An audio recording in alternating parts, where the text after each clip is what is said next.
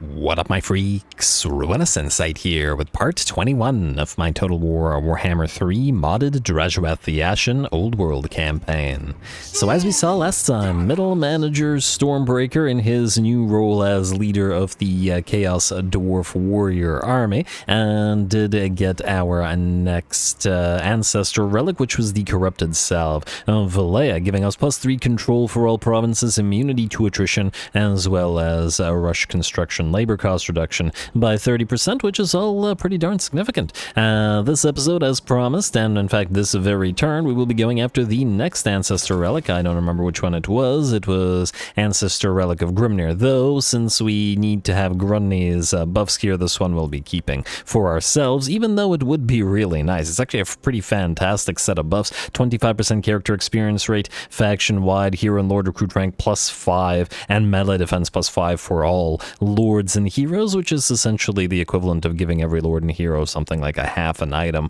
worth of stats. Altogether, very, very solid. Frankly, if we hadn't desperately, and I do mean desperately, needed the 5 casualty replenishment rate out of the corrupted runic races of Scavor, the Ancestor Relic of Grimnir is much, much better than this, but obviously we had no other way to access casualty replenishment rates, so we just had to take what we could get. Anyway, let's start everybody moving in order, more or less, I guess. Lukta, Sindrazan, and Vrogny the Grey. Well, I guess you guys are going to push towards a rock Guts camp. Ooh, wait. Can you reach this? You can. What's the defenders like?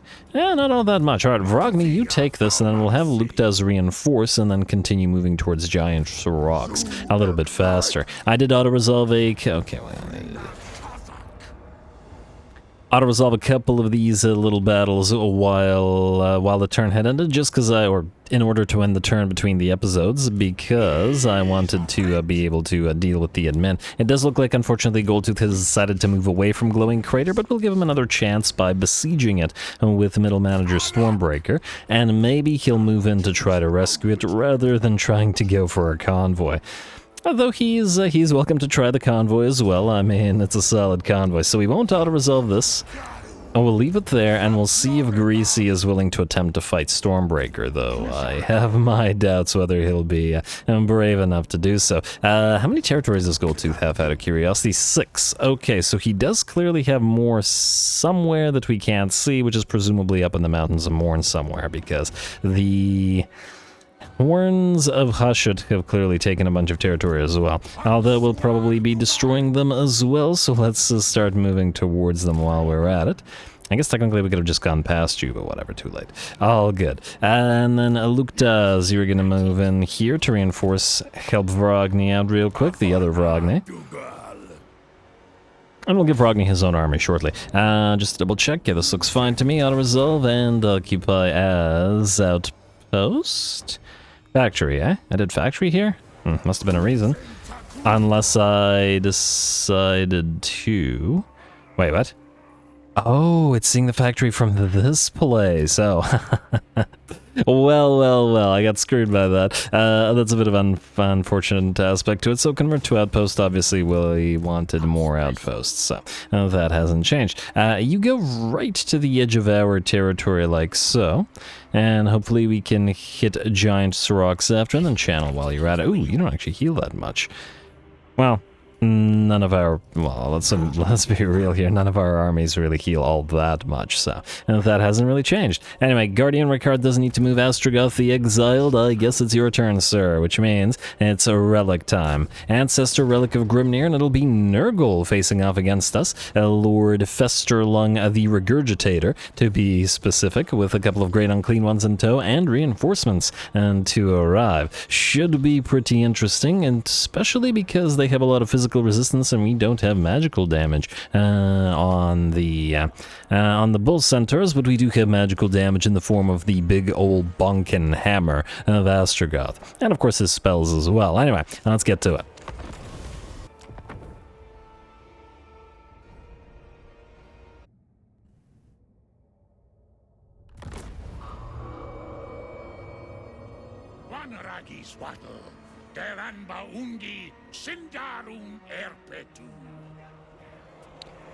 Alrighty, sounds like Astragoth isn't particularly fond of the Nurglights, but, well, we'll see. Maybe if they give him a nice enough battle, he'll change that opinion. Anyway, here we go. We're heading directly towards the enemy army. Not quite as fast as Robolegs can go, because he gets hit with the Curse of the Slug. Though, even with the Curse of the Slug on him, he's only down to 45 speed, so still quite a bit faster than the Exalted Great Unclean One, and he'll speed right back up as soon as the curse is done in 10 seconds. That's a big old Great Unclean One moving towards us, however, and we'll allow Astragoth to head into the duel while the rest of our units prepare to fight the rest of the enemy army. Curse of the Slug is out, which means we're back to 75 move speed, and Robolegs closes the distance with that completely necessary, absolutely freaking necessary jump.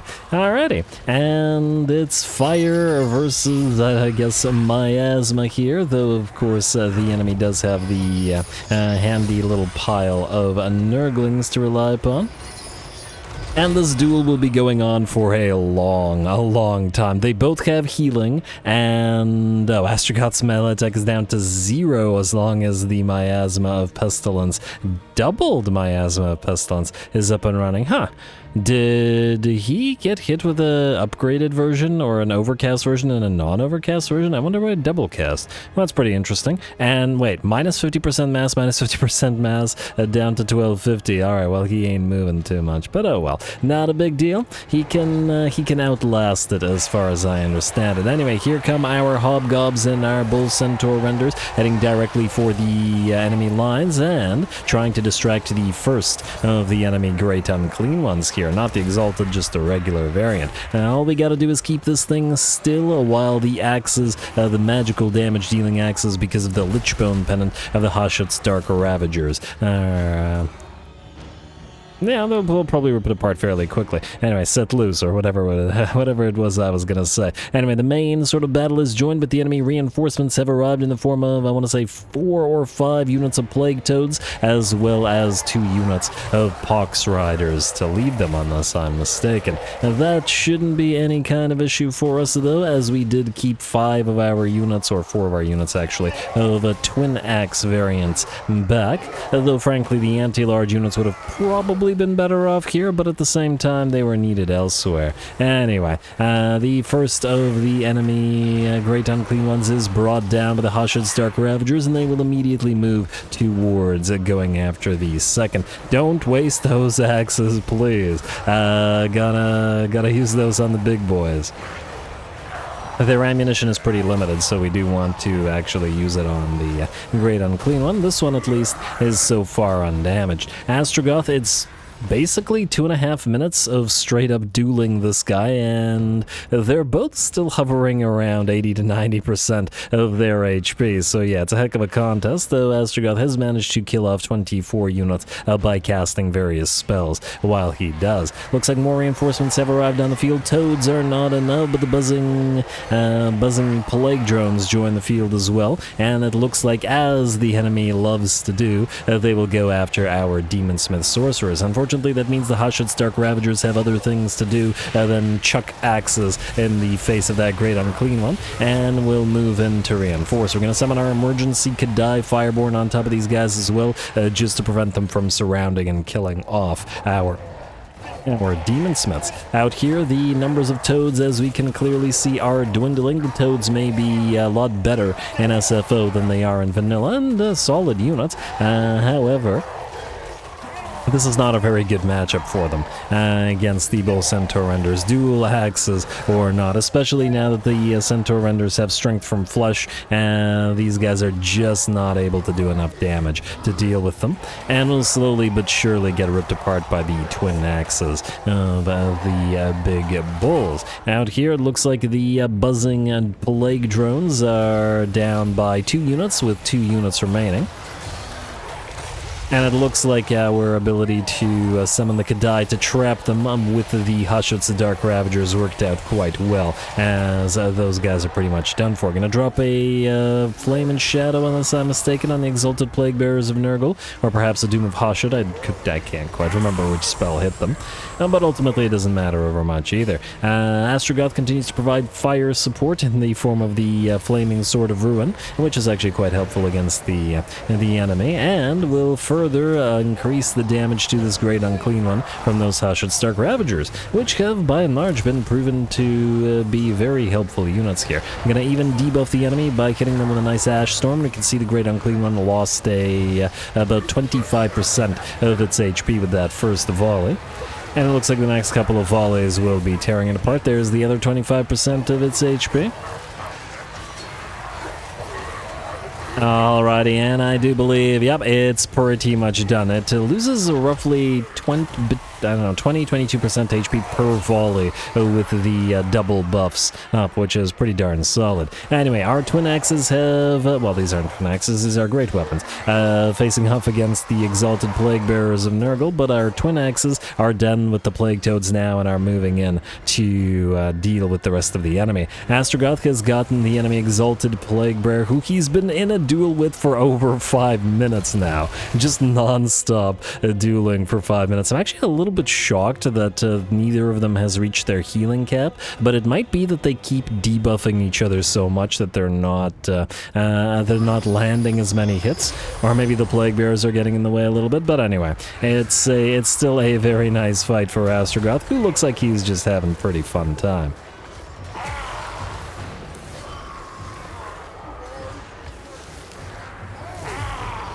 It is entertaining watching old Robo-Legs do his thing. Not quite as entertaining, perhaps, as Drazhoath and Cinderbreath just showing off, but we get a lot of fancy animations on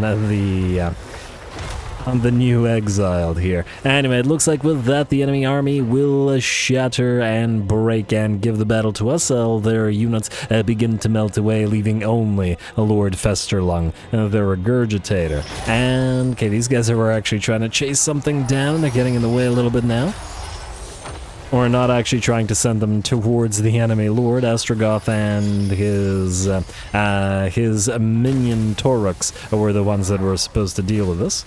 But we can very much expect the units to get in each other's way. And we got a little bit of ammunition remaining. In fact, we got a lot of ammunition remaining since we sent the Hobgobs in as not Vanguard deployed, but to rush the enemy pretty much immediately. They weren't able to send all their daggers flying, so they let them loose here at the end. And of course, they do fairly decent bits of damage, so the big boy here will get brought down by everything together. Could have, of course, left Astrogoth to do this, but this thing was taking absolute ages to bring down. And of course, one last parting gift, a giant pile of Nurglings pop out of the corpse of the Exalted Great Unclean One. But of course, Astrogoth's little hand flamethrower is a pretty fantastic way to clear those things out. And since they're only roughly tall enough to bite at your ankles, well, having Robo-Legs is probably really quite nice against the Nurglings as well. And there we go with that. The battle is ours, and another relic of the ancestor gods belongs to the Dowie Jar.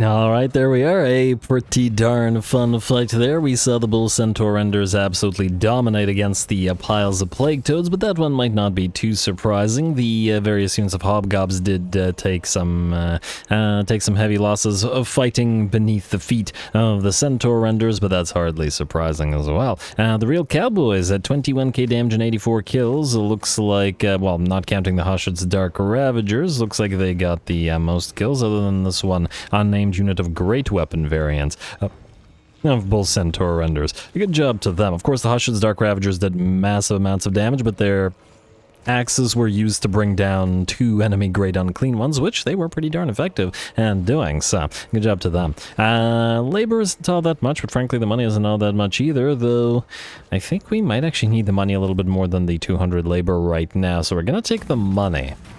And there we go, Ancestor Relic of Grimnir. The golden bands of Grimnir are ours, snatched from under the pathetic Dowie noses. This ancient relic of the warrior god belongs now to the Dowie Jar. With it, we could power the great drill for the search of the blood of Hashut, or you could keep the bands for your own use, after showing off your achievements before all of Jar Nagrund, of course. And yeah, we're gonna claim it for ourselves. I would absolutely love this, but we only have 4 slots, and alas, we're going to have to keep for ourselves.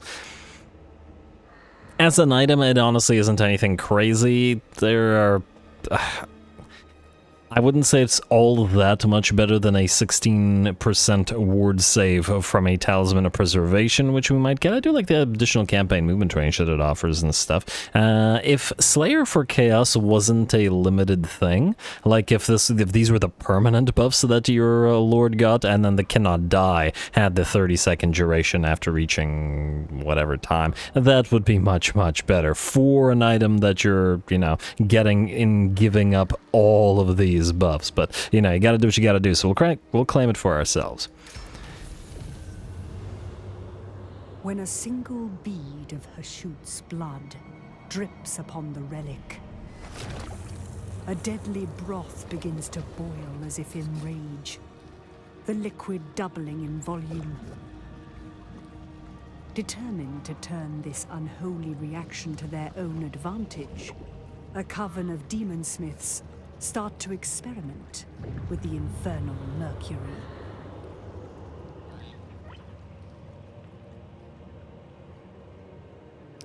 Like it says when a single bead of Hashut's blood drips upon the relic, and it shows a guy with like it's just like a torrent of blood.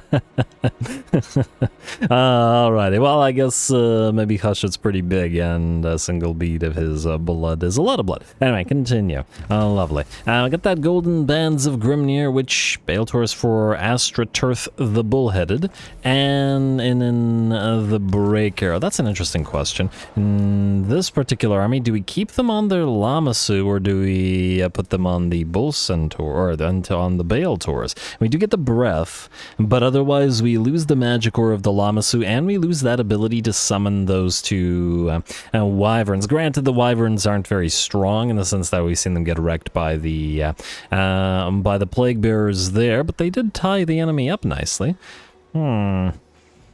I don't know, I'll think about it. I'm leaning towards the Lamasu just generally being the more useful thing. It's not like we'll be sending these guys into melee, because no matter what we do, their melee defense is basically nothing, and they are quite fragile as they take the most damage in any battle where the enemy can damage us. Anyway, marching bands. Dowie's pathetic warrior god was nowhere to be seen when your forces crushed theirs, and nor did Grimnir strike the Dowie Jar down as they claimed his relic for Jar Nagrund. This puny ancestor is clearly worth nothing. As proof, let his tarnished golden bands be paraded through the acrid smoke of your homeland, a trophy to the slaughter of your long abandoned kin.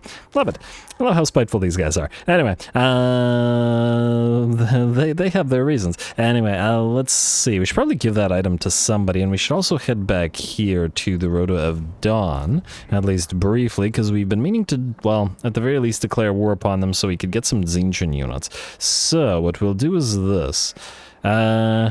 So we can march stance for 1 turn, and then we'll switch stances after to heal up for a turn. So let's travel. These guys won't like all the trespassing, but well, that's their problem. Frankly, maybe I should have just attacked Gragamugar camp. The thing is, we don't want these territories, but we could, in theory, just raise them for the additional raw materials. Well, this thing has to be priority, so we'll prioritize this, but then afterwards we shall have to see. And then, of course, I was going to send him down to take this little Chaos Dwarfen faction out just because we can, and because they're beside us. Anyway, oh right, I was going to give that Slayer for Chaos thing to somebody, and... Kerf Domitash, you currently have a Dawnstone. Let's give it to you, I guess. You have Bull Run, why don't we give you Slayer for Chaos as well? Because he is our... it's right here.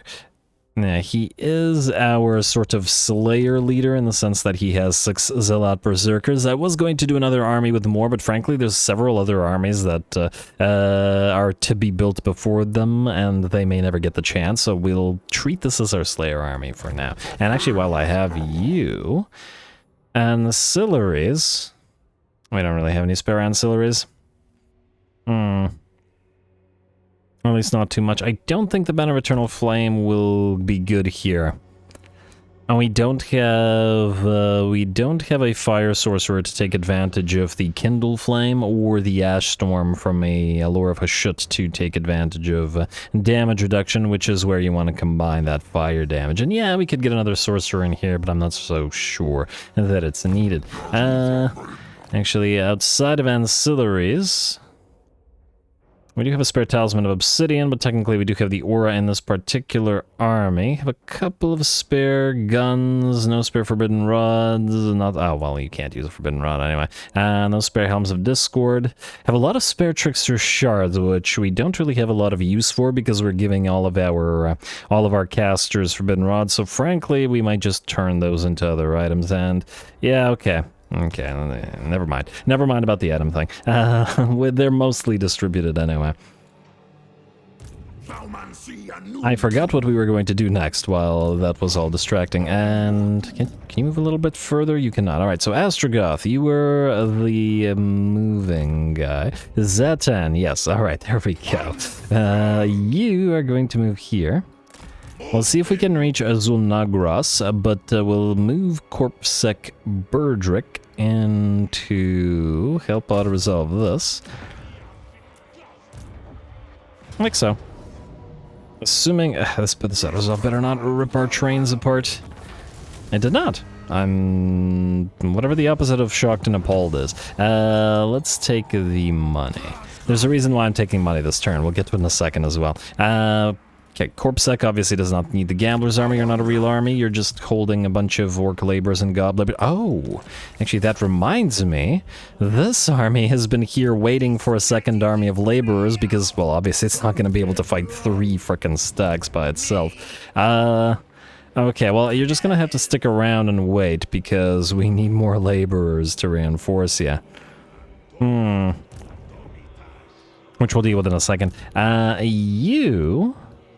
are going to besiege Zulnagras, and then you are going to reinforce Zulnagras, or the attack on Zulnagras. I presume it'll be auto-resolvable once Zeta and the rest of you arrive. Move here. And maybe we'll raise it for the additional raw materials and then immediately get it up to tier 5 afterwards. Certainly potential. Anyway, Zetan, you are... Okay, please. Let me, thank you. Alright, you're gonna move in like so. Now, decisive victory, low casualties. Beautiful, just gonna double check. Looks like nobody's dying this time around. Some of the hobgobs will get hurt, but that's a sacrifice we're willing to make. A little bit more annoying about the skullcrackers, but not surprising here. 742 labor versus 2.6... Actually, at 742 labor is quite a bit, so maybe that's better than the... quarter of a turn worth of raw materials. So I guess we'll just occupy it as a tower straight up like this. Alright, that looks good to me. Another Dawnstone, another armor of silvered steel, enemy killed in battle, province secured, market district, and slaves of Jar destroyed. Lovely, we'll go for Astral Architects. We'll immediately build nothing because we didn't get the raw materials. Zatan, you have places to be, sir. You are going after one of the Ancestor Relics, and Corpsec, you no longer need to be there. Frankly, there's a decent likelihood that we'll just transfer your, transfer all those laborers to reinforce an army. Frankly, maybe we should start moving you this way. This way. Or we could build different types of laborers. Maybe faster moving ones if they're going to act as a reinforcing army to this. I assume the Ogre laborers, yeah, they got 61 speed, so as reinforcements, they're going to be a little bit better. And same with the Noblar laborers as well, 39 speed. Versus the 35 of the Orc laborers. Alright, fine, we'll build another one. Probably not you, Gorthy, though. Okay, Gorth, leave this. I'm actually thinking... Wait, Gorth, transfer everything you have here to these guys. Okay, -3 orc laborers. Sure. Okay, you know what? Get rid of these orc laborers. We don't really need them here. We can build orc laborers if we need them. Gorthy, we need to reset you because your skills are wrong for the type of army that you'll be leading. And reset your skill points for now. You'll be back shortly. Alright.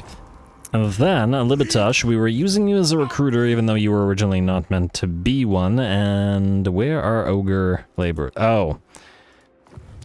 We need to switch to military doctrine, which we're already doing. Actually, you know what? Well, we have the money. Let's transfer 200, 400, 600, 700, 800, 900, 1,000, about 1,200 labor to this place, and rush everything, just so I don't have to look at it again. It's a little bit of a waste, but whatever. Let's do 1, 2, 3... How many did I say? I think I said 1,200, alright.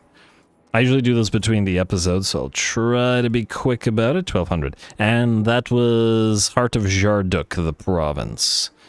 Unless I'm mistaken, but I mean, what else would be the Heart of Jarduk if not Jarnagrund? Let's do that. Alright, lovely. Then that'll allow us to rush construction, We have the reductions for rush construction now, which makes it a lot easier than what it used to be. Rush construction. There we go, and there we go. With that, the Heart of Jarduk is complete. Beautiful. And we still have a little bit of labor remaining here, which I guess we can transfer out because otherwise it's being wasted here. And we'll have to figure out to where. Alright, so you'll be in military doctrine for at least a few turns, and then forevermore you will probably switch to higher quotas to get that additional income from refineries and armaments output, which is a pretty darn solid commandment. Let me just see here. There were a couple of other nearby places where we had potential to rush a few things. Well, we have a little bit of extra cash remaining. Somewhere like this. So, Falls District, and the main thing is I want to rush places that have the ability to get more labor up and running. So we'll do this. It's more expensive than I would have liked, but whatever. We don't need to rush that one, though. And we'll do you. We will do... And we don't really need to rush you, but 31 is really not a lot of labor, so we'll just do so. And we'll do you as well. And then we'll do you as well. And then we will upgrade you, and then we will not rush the next level. Lovely. Alright, that was good, and then we'll need to transfer about 600 labor to you, so... Heart of Jarduk. Oh, great, now I'm supposed to find you. Where are we here? You had 100 and something, right? Yeah, there we go. Alright, Heart of Jarduk, and... Oh, I forgot what province this is. Oh, I guess it doesn't matter, because we know that the average efficiency will allow us to find it easily. We need to transfer about 600, yes, alright. So, let's take some from here. Oh, no, 700. Whatever, do 700. Like so. Alright. Alright, we have a little bit of money remaining, but we'll save it for the next turn, because I think we can move on and then end the turn, presumably. Just to double check that nobody else needs to move here. Gorazin Skolsons, yes, okay, fine. You... I honestly forgot what I was going to do with you, because Arbol is doing a pretty good job at wiping out the Knights of Caledor, to be perfectly frank, but who knows? We might have to fight Imric's remnants with the Hobgobs, so maybe we do head over here. Alright, I really don't see you finding materials at sea as much as I'd love it so you can land, I think. Once again, I did want to get some armies out into the sea to try to find some materials at sea, but we have other priorities right now. So land Gorazin / Gordas, and then head out here. Frankly, I would really prefer it if we could take Fractured Fang. Now Arbol's gonna take it. He's moving over there too, isn't he? Arbol's doing surprisingly well. Good job, Arbol. We were right to hitch our wagon to his star, but he's a pretty solid choice if you're gonna pick a champion of chaos. Yeah, anyway. There was... I believe we're good. Lovely. So we'll skip building upgrade, outpost available. We do have the money, but I don't think there's anybody whose outpost we need to upgrade past tier 2 right now, or tier 1 right now, so there isn't really any need.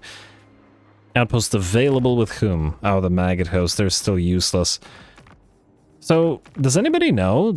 Are Nurgle, did they make Nurgle just a completely useless ally because we can't recruit anything from them ever other than basics? Why would you do this? The Warriors of Chaos are already terrible allies and we're not really allying them. Once again, it's almost like the devs are just actively trying to keep you from using the outpost system in every way. Which they shouldn't.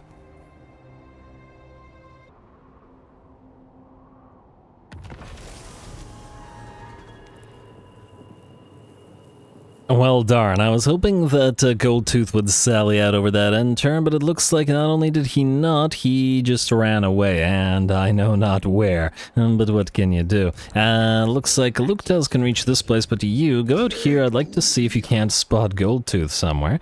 Beasts of Jar is now research completed, so +1 uses for Lamasu and Bale, Taurus. For bound abilities, +1... That... I assume that doesn't count honeyed words. Convoy completed, good for Convoy, and 2 Goblin Laborers for you. Great Taurus for some Convoy guy, good for him. And casualties captured post-battle. Sure, I guess. Convoy Enforcer. And we'll give that to somebody. That feels like a Zatan type of thing, doesn't it? I think it does from a loreful perspective. So you can have the Convoy Enforcer. I think he has bonuses of his own. Yeah, casualties captured post-battle. There you go. And that feels appropriate. All right. He also leveled up. Get your rally, sir. And I imagine that the artillery and the machines will be rank 7 rather quickly. Anyway, I was potentially going to attack these guys. Who are you at war with? You're at war with Third Host of Murder, Rota of the Dawn, ironically, and Usac, and you're allied with Nagrippers. So is this another Greenskin tribe?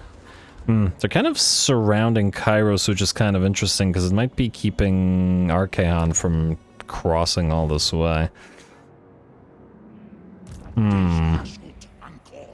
Well, once again, I think we'll heal up and then we'll go back to them after we've dealt with a Zamoski or Rota of the Dawn here. So we'll go for that place first. Alright, then we gotta go through Tex and it's Total War for us. In 3 turns, we'll activate Total War and then hopefully that's why we're saving armaments, or at least it's one of the reasons. We can max out the manufactory because it'll be another +2. And +3 here for every single one of these, which is definitely something to look into. Draj, you're up next, sir. You and Nabua are headed up this way, kind of in the same direction, and funnily enough, this will mean that you're probably going to have to fight over who gets to fight some cool fights. This guy's got a full stack plus a full WA, plus a tier 5 with garrison structure location. So any army that fights that is going to have a lot of fun fighting greenskins. But I guess we are headed Draj towards the quest fights in here. There are 2 of them, so maybe we give that to Nabua. We'll see. They've got a fair way to go. Anyway, Kuntij, you, sir, I have plans for you.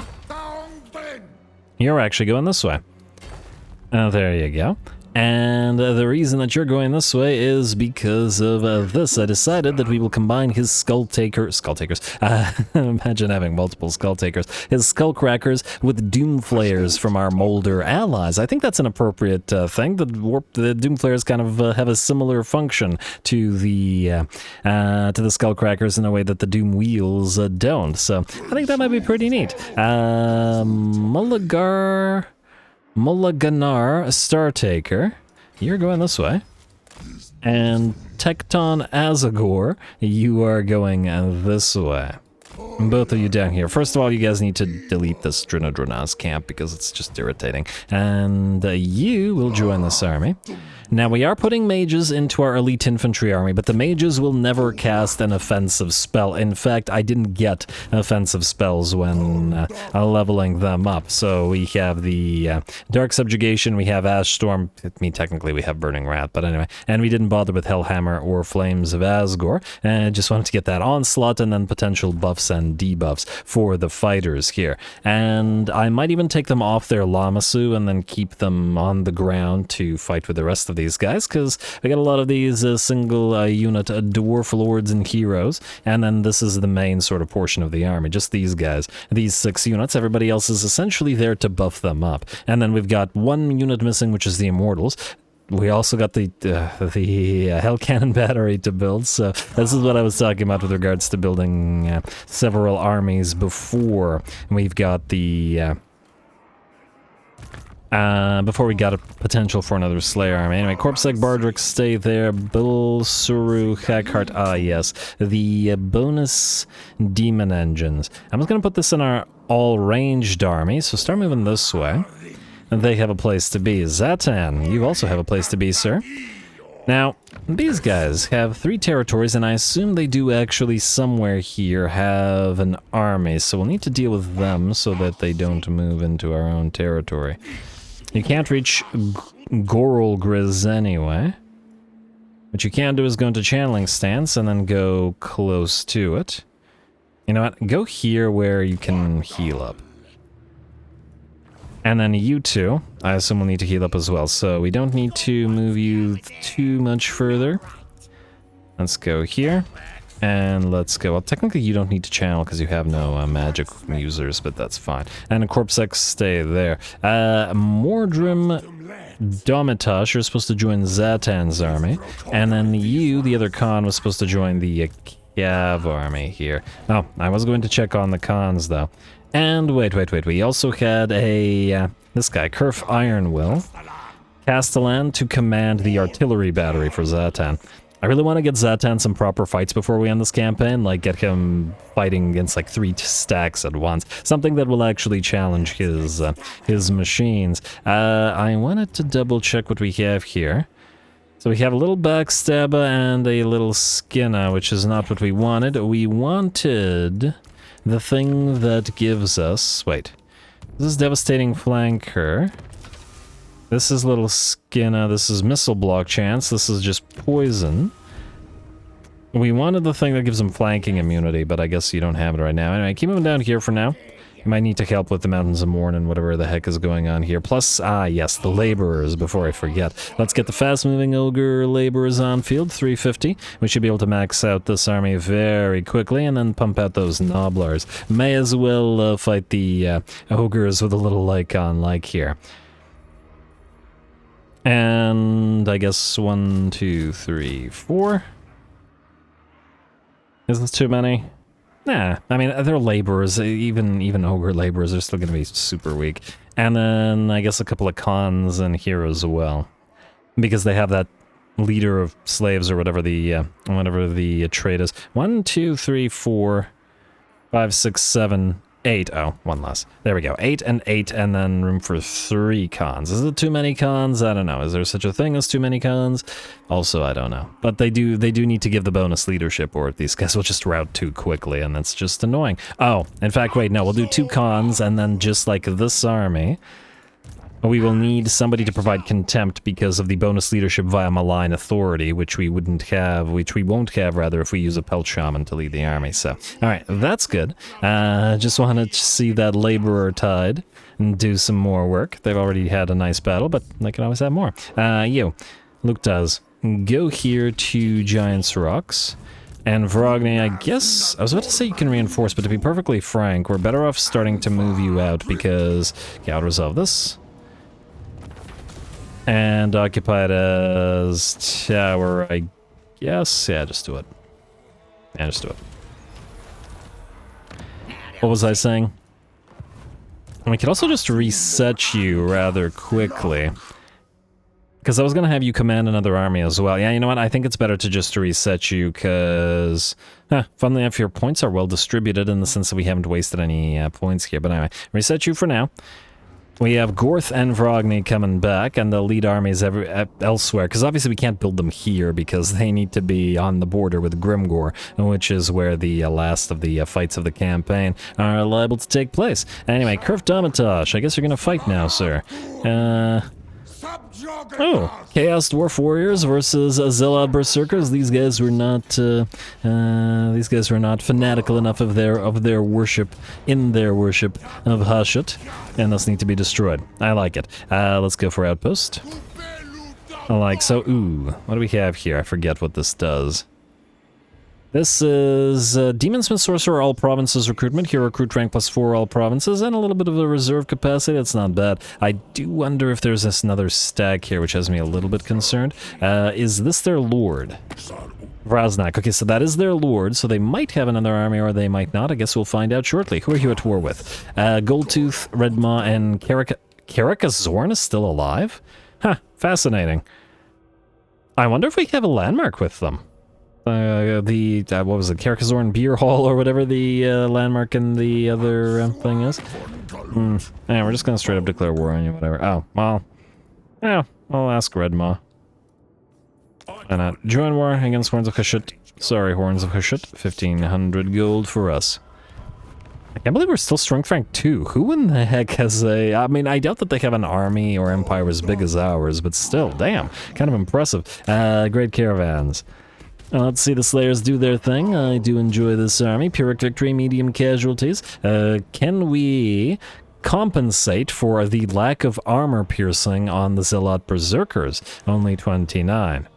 How hard do these guys hit? They do hit twice as hard, though. But they're also going to be a lot more fragile, and both in terms of HP. Having 25% less HP, as well as a lot less armor and all that sort of stuff. But, well, we shall see. We also are going to be vulnerable to the range fire, so there's also that to consider. Go.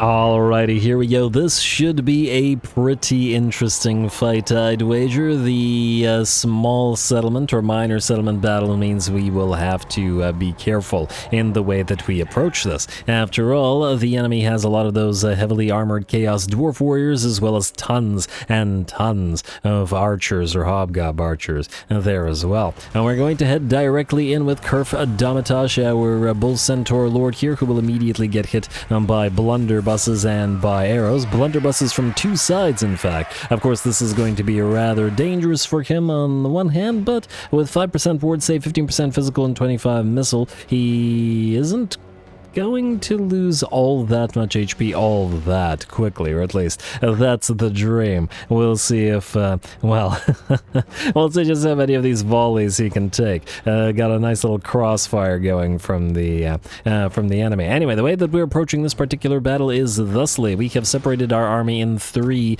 equal formations, with 2 units of Hobgob Laborers, or Goblin Laborers, 2 units of Dwarf, or I was about to say Slayers, 2 units of Zealot Berserkers, and 1 unit of Torque or Bull Centaur Lord leading the Bull Centaur Renders on each side. We'll have to try to hit the enemy from 3 separate directions this time, as, well, once again, it's a minor settlement, and we don't really have a choice in the matter, as we'll just get blocked off everywhere. And because of the heavy armor on the Chaos Dwarf Warriors, it will take a long time to work our way through them, no matter where we are. Anyway, the battle has begun. Nice splash hit on that Bull Centaur render. The Chaos Dwarf Warriors charge in against the Goblin Laborers, and I'm sure we'll take a fair few of them out, but that's just fine. The enemy Lord has landed on the left flank, which is just fine, as the Bull Centaur Renders and our Torok will go directly after him. Our caster is floating overhead, dropping spells upon the enemy, specifically knocking down as many of these platforms as he can, so that the blunderbusses can't continue to fire into us in the way that they are doing here. We'll leave the spells to knock the platform out, because Searing Doom is actually very, very good at destroying platforms. Like so. It did the same thing to this, to the first platform, and did the same thing to the second. Same thing, 3 times the charm is happening over on the right flank as well, though not so much about the platforms, but as our Bull Centaur Renders and our Zealot Berserkers, there we go, I said it right this time, are fighting the enemy Chaos Dwarf Warriors. Alright, very nice. Balance of power is a little bit in our favor, but relatively even, though I'm willing to bet it'll drop shortly as the enemy lord has nearly lost his fight against the enemy, against our Toruk. He has managed, by the looks of it, to drop a couple at least of the Bull Centaur renders, but will suffer his own demise as well. And, looks like some of the Chaos Dwarf Warriors here have dropped a Toruk or two as well. Gonna have to back these guys off as, well, we need the Slayers to work together with them. There's a lot of Berserkers are mean, and here they're engaging in the fight against the enemy Chaos Dwarf Warriors. And it is a pretty interesting duel, though I do imagine it at least somewhat favors the enemy units. At least we got a little bit of armor now, 29. Not too bad. Alright, an Overseer would have bumped that up to 45, and if it was a needful Overseer, it would have been 55, which would have been a huge, huge boon. But hey, they're working decently here. Besides, we got the bonus 10% physical resistance on these guys from... Okay, can I click the unit? Game, please. I tried to click the unit card. We got the... There we go. Bonus physical resistance on these guys. They're up to 59 when Rage is in... not quite full effect, so that'll be even more. 60 now, so I guess either, 65 or 70 is the max. These guys have insane amounts of physical resistance when they've been in the fight for long enough. And as I was saying, this Bull Centaur Lord is giving them an additional 10%, which is quite helpful here.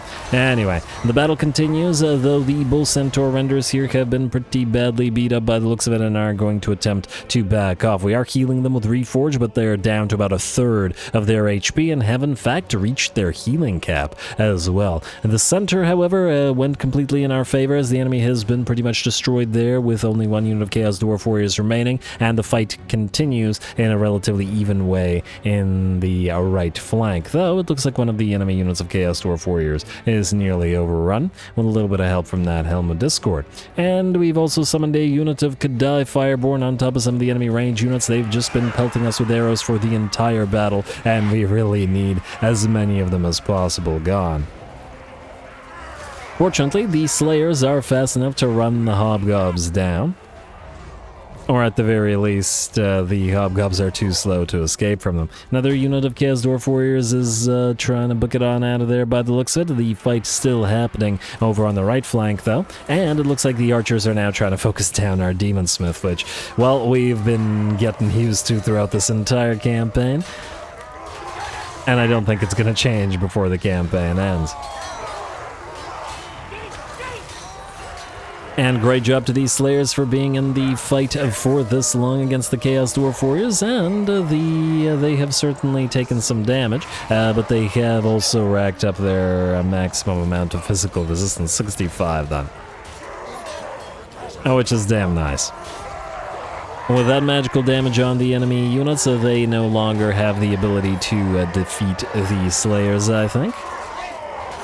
And by the looks of it, the same can be said for pretty much the entire enemy army as the bounce power shifts to about 85, maybe even 90% in our favor. And more Slayers are making their way up the ramp. I guess we did see this unit earlier, and charging those units of Hobgobs, which they tear through like nobody's business.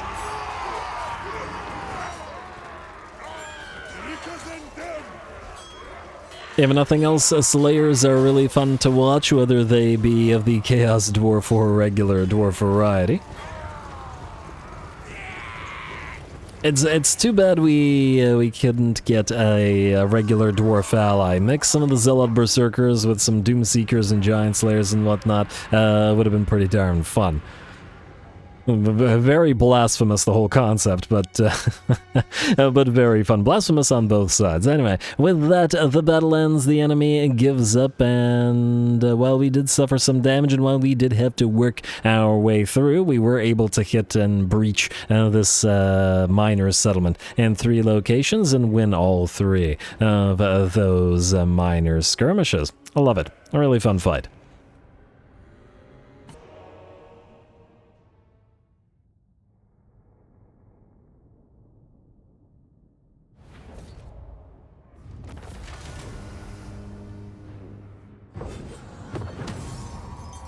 Alright, a surprisingly fun fight there, and the Slayers certainly had to work their way through the enemy. Several of the admittedly limited numbers of Bull Centaur renders were also having a fair bit of trouble, having taken a lot of damage. The blunderbusses were quite the annoyance until we were able to get rid of them with spell work and such, and frankly in these minor settlements the the goblin laborers rather, were much more of a hindrance than a help. They were just getting in the way of the slayers or the zealot berserkers who were there to try to do damage. Solid work by all of our bull centaurs, whether they be lords or Tauruks, as each one led an individual sort of subset of our fight, and that was a good one. Alright, close victory. We are going to once again occupy this as an outpost, as we once again need outposts. And before I forget, let's pop you into Masterful Architects. Let's collect labor here, and I guess we'll build it up next turn. We can immediately start on the strip mine, however.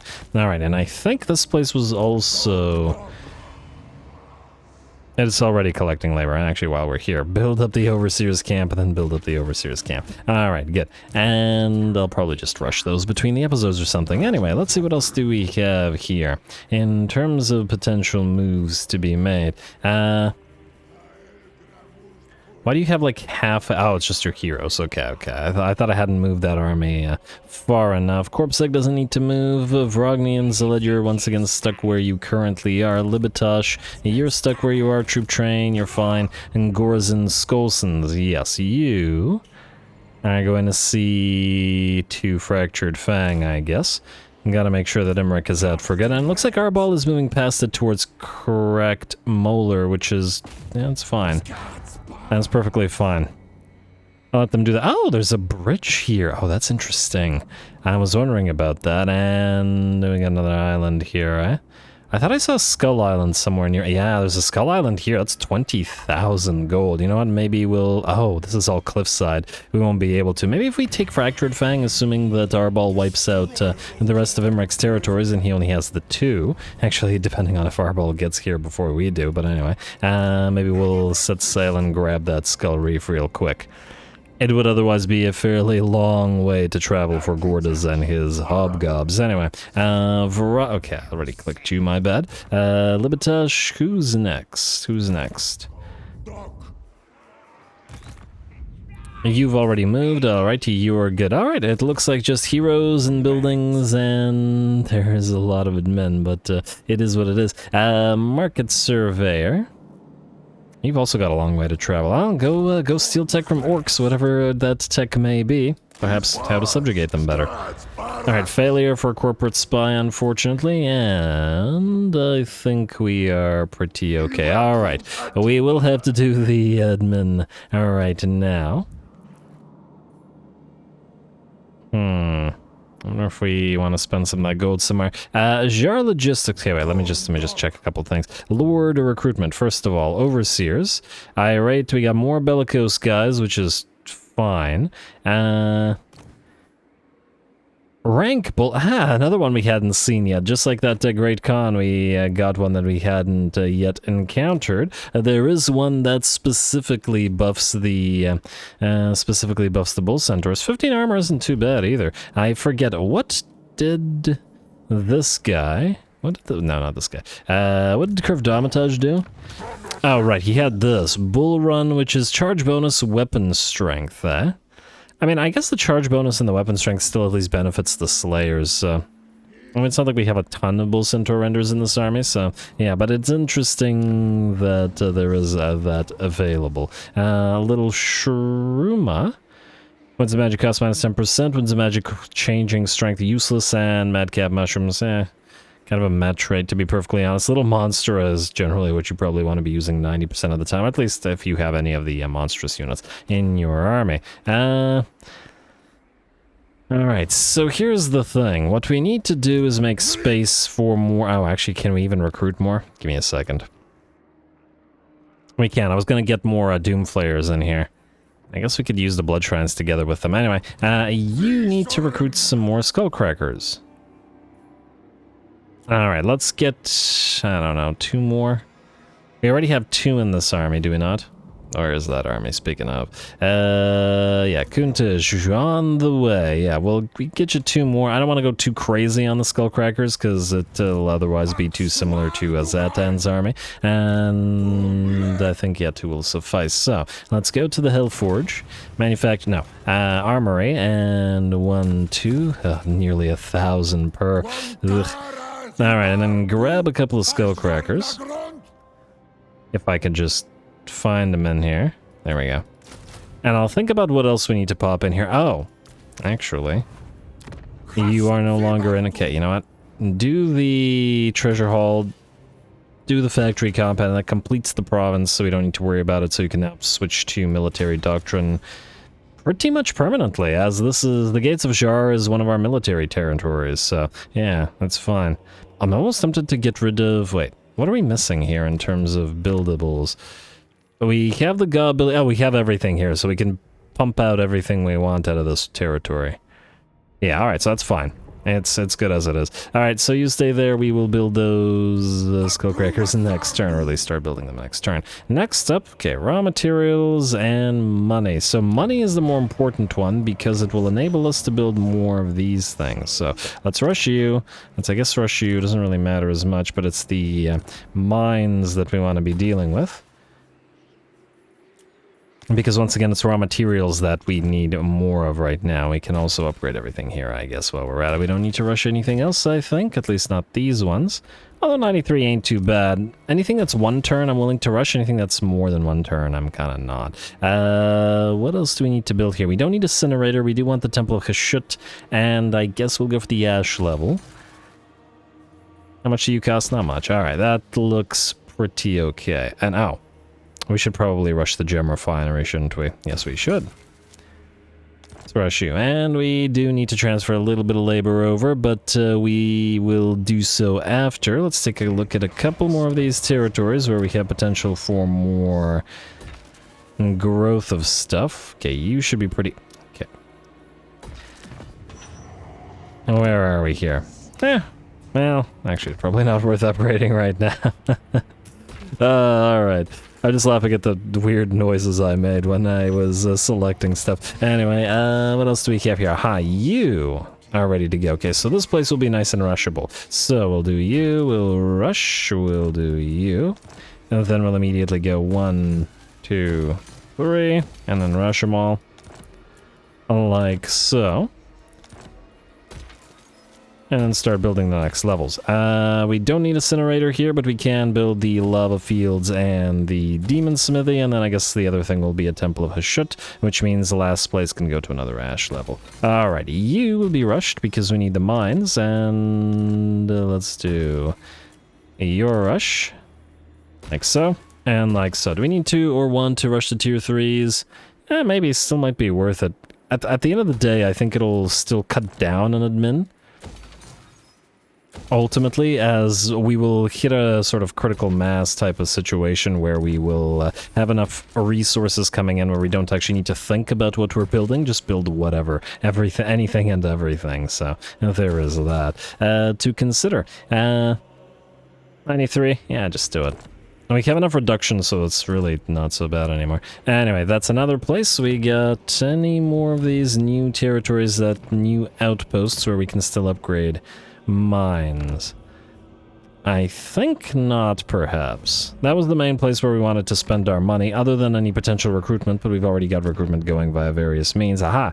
This place. Yes, alright, so you, rush, rush. And this is usually what I do between the episodes once again, so bear with me here, because I'd like to end the turn and then do one more battle for this up. Let's rush you. Just need to make sure that we have enough money remaining. Money right now is easier to require, and even labor is probably easier to require compared to the raw material sort of shortage that we have.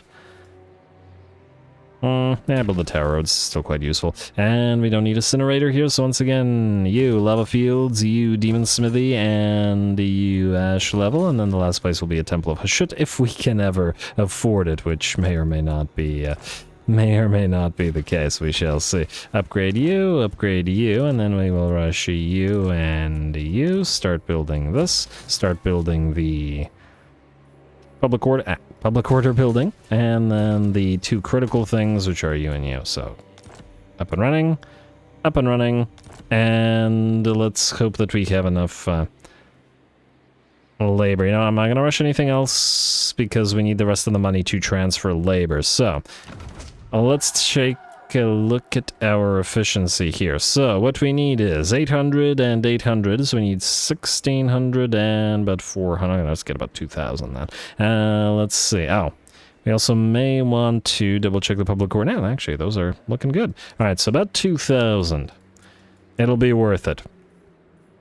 It's screwing up our surplus a teensy bit, but you know what, it's fine. Eventually, the surplus won't be needed. And like so. Alright, that was 2000. Then we will go like this.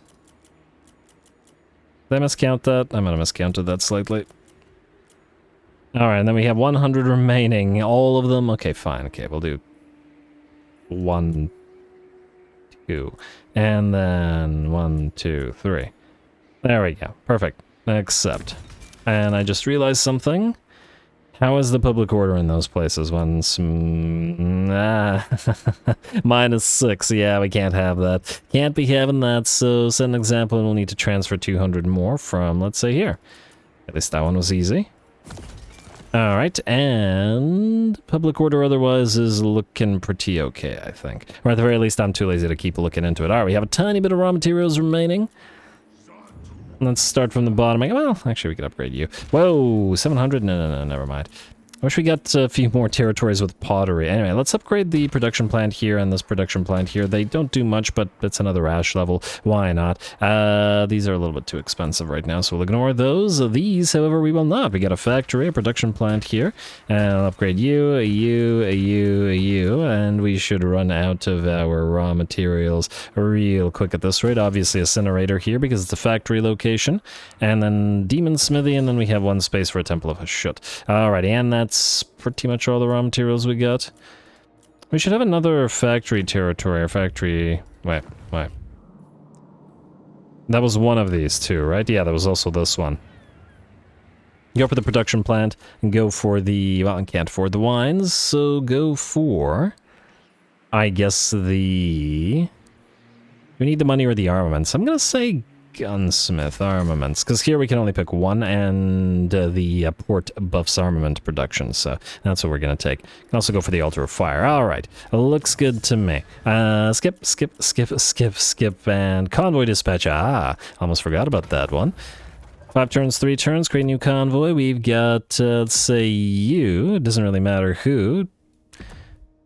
I assume you can go to Grundrakor, so dispatch, and minimal amount, because I'm not... Well, actually...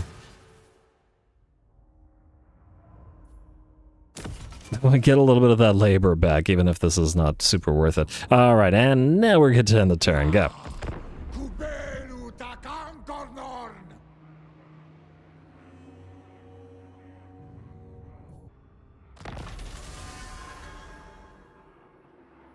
Alright, no further attacks this particular turn. Musterer, Master Mason, Creator, Constructor, everybody gets those constantly. Ready for duty, Mordrim Unzaled. I already forgot who you were, but we'll figure it out shortly. Vragni Skarugs, that's the broken one, unfortunately, so we'll leave him alone. And we did want that hero capacity for Infernal Castings, because we still have an all-range type army to build up. Now, let's see what we're looking at here.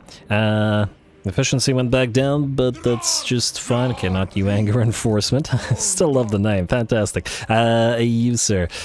You're going this way. And you have, well, not nearly as long of a way to travel as you once did. You have to destroy that frickin' Drinadranaz camp, so keep on moving down there.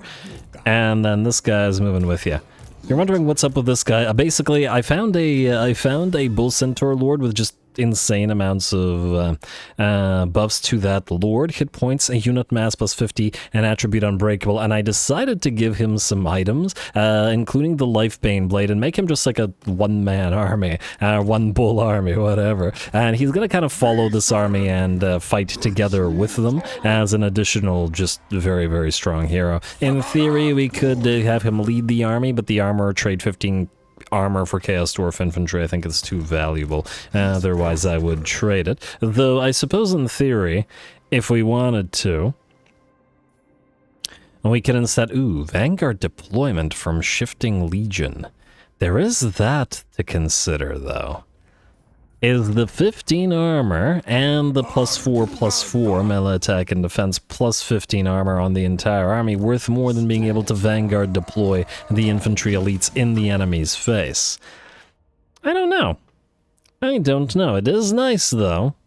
You know what? You guys let me know what you think about that. I think they're both options, because this guy can be a nice fighter as well.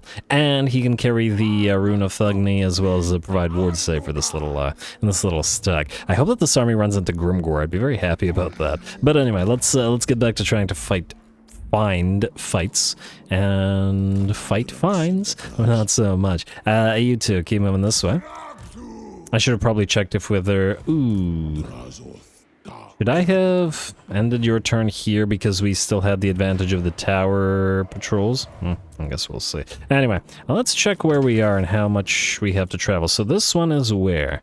Cult of Morgrim. Alright, so this one's actually fairly close. We should be able to get to it within the next few turns. And I guess Drazh will head here while Nabua fights the big old stacks here. And then Drazh will book it on up. I think it's right here somewhere where the next thing is. Or was it the Silver Pinnacle one? Well, let's just see here. This one is... No, this one is separate. Oh, it's up here, and it's visible at Deadrock Gap. Interesting. Silver Pinnacle is separate, and that's not it. That will be here, yes? Is it not here? New Lamia, Veil of Bones should be here.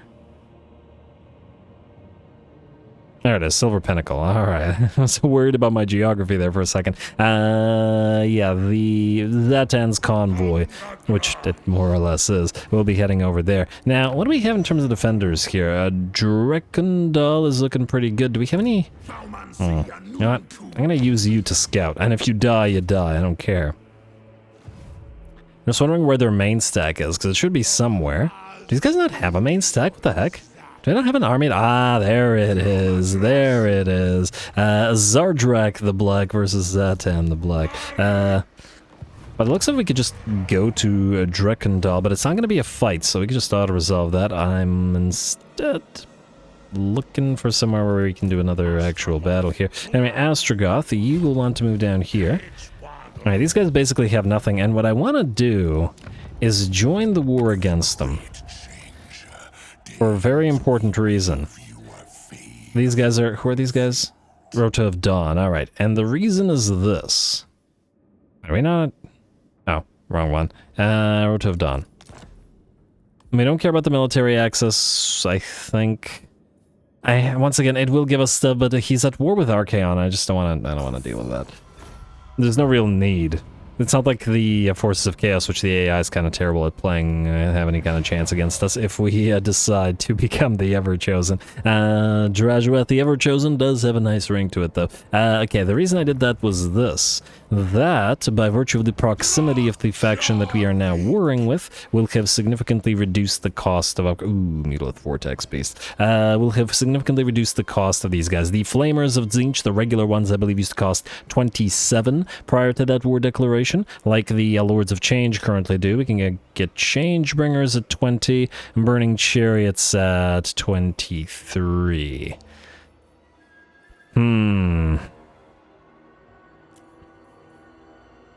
I'm gonna say a couple of the cheap regular flamers, and within the next turn or so, we'll do a couple of Changebringers as well. We could do one of each flamer type, but then I want the different types as well. If it weren't for the limitation of the allegiance here, as in if we had more allegiance with Tzeentch, I would have just gotten the mod that would give us the ability to get more of these guys on field at once. I did want Doom Knights, but I think I'd rather forego it in order to get more fire units, as we can then use those fire units to combine with our second Kadai army. More destroyers and all that, as only 2 is not enough. So yeah, do the Changebringers, sir. And then we just need a little bit of allegiance, and in fact... He won't give us a mission, but hopefully he does so next turn. You'll give us a mission to kill off some kind of Kislevite, but we'll probably never get over here, so that hardly matters. Alright, well, let's continue. Do we have a fight anywhere? In fact, I'm just going to look around real quick. I guess we're just going to have to move. Alright, you go over here. Steel tech while you're at it. And success, very nice. Alright, you have a long way to travel. Where are the armies that have potential fights? Where did Goldtooth run off to? What a little coward. It looks like, unfortunately, we can't reach the demon stump. What we can do, I guess, is move right in the center of this territory, sort of. Like here. Oh! Oh, go figure. If we had moved our regular move, we might have been able to catch him. I guess he sacked slave slaughter rather than attempting to do anything useful. Odd move. But whatever. Alright, well, I guess we're going up this way. We can't go there, but what we can do is go right to the edge of this territory and channel, and Curve Domitosh, you're more or less healed. In the sense that everybody but the laborers are healed, and we don't care about the laborers. So you two are moving this way. Alright, and Goldtooth will be wiped out rather shortly, and we'll do a little bit of OG dwarf fighting as well, in the form of Carrick Azorn, which, once again, I wasn't expecting to be around, but if they are around, why not fight them? Stromny the Bullbreaker. I feel like all the Chaos Dwarfs would not appreciate that name all that much. And then the rest of you. Yeah, this is probably auto-resolve. Darn, I don't think we're going to be able to get ourselves a nice fight going in this particular turn. I think then... yeah, there are no other armies in range of enemies as yet, but we're building, we're working... oh, wait. Oh, damn, I was hoping we could move these guys. Oh, it's not like this would be worth fighting anyway, and they're going here. Agril Migdal might be, especially if it has a stack. Ooh, hello. We got a solid garrison at the Den of the Great Wolves as well. I really want to try this army out, but by the looks of it, it'll have to wait until next episode. Anyway, these guys. Sad as I'm sure this is going to be for them, we're not going to ask the orcs to do this. Once again, I really wish there was a reason to keep these guys around. Don't bother calling allies to help. Oh, well, actually, you know what? Call allies to help. Do it. We might be able to get a mission to do that. Just really hopeful that this guy doesn't wipe this guy out. Not that we really care about Corpsec, but whatever. Zatan, you're gonna go here to Drekendal. And then we'll move... wait, assuming... let me just see here. Valiant defeat, eh? Game. You're being very rude today. Alrighty, so we have several things here. War Banner... okay, wait. War Banner is weapon strength and reload, which means it's going to go on the Iron Demon variant of Train, like so. Hellbound Standard is melee train variant, so it's going to go here. On World Trembler, and Eye of Hashut is going to go on Zatan himself. Lovely. Alright, so we obviously don't need to fight this because it's too weak. What we can do is reinforce, and I guess move these guys to Goral Grizz after. Ooh, wait. Iron? Huh, I guess this is going to be an armaments location. Alright, factories. I'm glad I checked this time because I have a bad habit of not doing so, and then, you know. Okay, you can at least reach this. Go here. And I guess you can... oh, you know, it'd be funny if the... wait. I guess we'll see. 1 second. If they had another army somewhere where we can't see and then just jump down and take our territories, gotta remember that our territories are essentially undefended because our garrisons are garbage. Obviously not the towers, but everything else I know how to resolve. Auto-resolve, a little bit of damage on the hobgobs, but not even all that much to consider, and we can occupy this tower. And I think we'll take the labor, because we just used a ton of labor. Alrighty, anyway, folks, with that, unfortunately, I think I'm going to call this episode here. There is a ton of admin to take care of and no battle to be had this particular turn. What the heck is this? House of Azeros. So, are we at war with these guys? We're at war with these guys. Troop train, kill us. How dare you go near Jarnagrind? Oh, all the other Chaos Dwarfs start their convoys here. Oh no, I feel bad for them. Slightly. Huh.